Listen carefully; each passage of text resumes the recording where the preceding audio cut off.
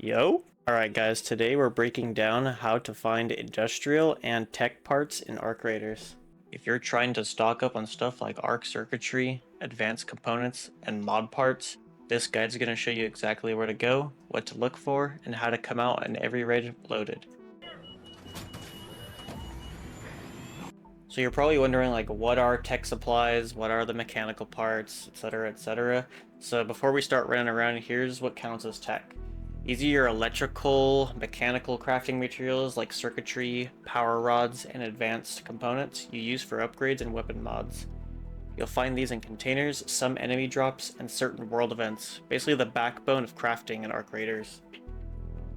Here's a quick checklist before you even start a run. Do these every raid if you want to get consistent tech. You should go for the red zones. These are usually high tier areas. They have more danger, but they always have way better loot. Hit server rooms, electrical closets. The containers in there, like racks and breaker boxes, drop electronics often. Open red lockers and named crates. These usually have schematics and high tier components. Listen for ticking and beeping. That usually means there's a buried loot cache nearby. Those things can drop usually a lot of good tech items or other loot. Also check arc probes or harvester events. If you can breach those, they usually have a concentrated amount of loot, like circuitry, but do note that it does cause a lot of noise, so be careful. Now let's go over some of the best locations to farm the tech. One of the best places and most sought after place is Research and Admin on Dam. This place is a community favorite. Players swear by it for electronic and blueprints, especially inside the Dam's office sections. Clear top to bottom, check every desk, control panel, server room. Even though it's not officially labeled as a tech zone, it's technically like full of loot. Spaceport and Buried City also have some solid picks in terms of loot, but I'd say Spaceport definitely edges out on that regard. So just make sure you always go into the residential floors. They usually have electrical closets and breaker rooms that spawn containers often.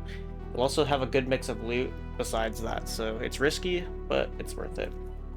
Once you get to know areas and know where the spawns are and like which ones have the best stuff, start focusing certain things to find the best loot. So starting with server racks, electrical boxes, these always are your bread and butter and should always be looted first for these types of things. Then computer containers, these usually drop at least 1 to 2, maybe even 3 electrical parts each. Red lockers and named crates have a high chance for schematics and advanced components, but the menial ones have a lower chance, so I don't know. Just depends on like what you're going for, I suppose. Buried caches are, honestly, it's just like Tarkov. It has like a random loot pile of high tier loot. It could have anything, but honestly, they're still always worth it. Now let's do one of my hypothetical spawn routes like I did in my last video, but this time, let's do it on Dam. Say I spawn in Forest Bunker, I have 2 choices I can make. I can go search Power Gen Complex for a less populated area, or make a run for it to Research and Admin across Red Lake and take the zip right up Control Tower.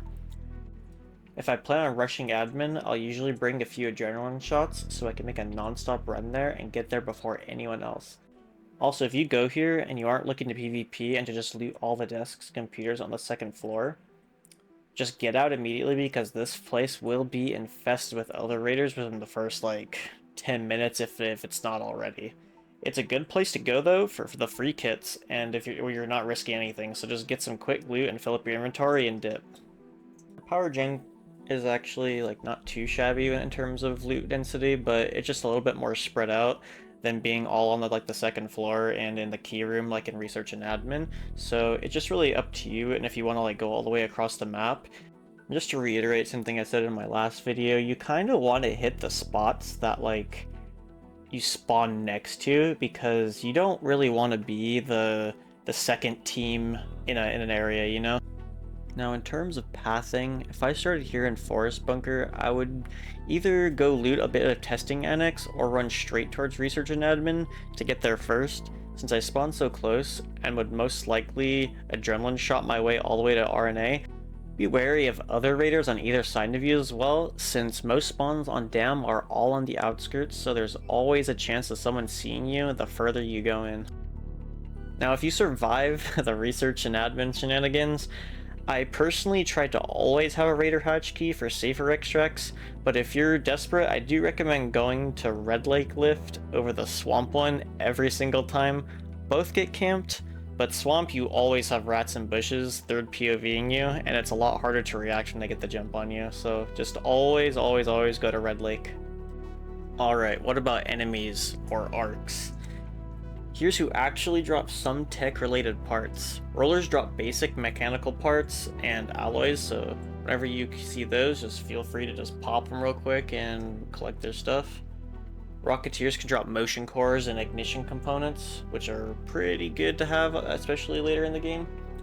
Bastions and Queens, now they're your jackpot enemies. They can drop advanced electrical parts and mechanical components, so when you take them down clean, there's like so many parts that you can get, especially if you knock off a bunch of their weak points to boost your salvage chances. Another one of the more convenient aspects of this game is that you could salvage higher tier items mid-raid so that you get all those metal parts and all the lower tier items if you want. Now there's traders and refining. After a successful run, don't forget to go to the hub, head to Speranza, and check the traders and the refiner every time. A lot of people didn't really get to check the refiner that much because during the tech test there was only a few days, so a lot of people just didn't get to even use it. But it's actually very useful because it lets you convert basic materials into higher tier components, so it's perfect if you're short on something. Also, check rotations often, especially from the traders. The rare tech stuff shows up randomly, so keep an eye out. Now last but not least, I can't forget my dog Scrappy. So, if you have him, use him to your advantage, upgrade him as much as you can, because now he functions as a resource gatherer in your Raider's Den. As you level him up, he'll periodically bring back various materials, including basic crafting resources and some uncommon items. This means you can spend a lot less time farming all the basic components, and you can stock up on all the blue rarities and above. Just keep an eye on them. You'll always be well stocked for all the metal scraps and all that stuff. And that's your complete tech farming guide for arcraiders. Hit those red zones, clear server rooms, and chase down those arc events, and you'll come out stacked every single raid, I promise you. If this helped you, drop a like and share your favorite farming spot in the comments. Don't forget to subscribe for more arcraider tips. Good luck out there, raiders, and I'll see you topside. Peace.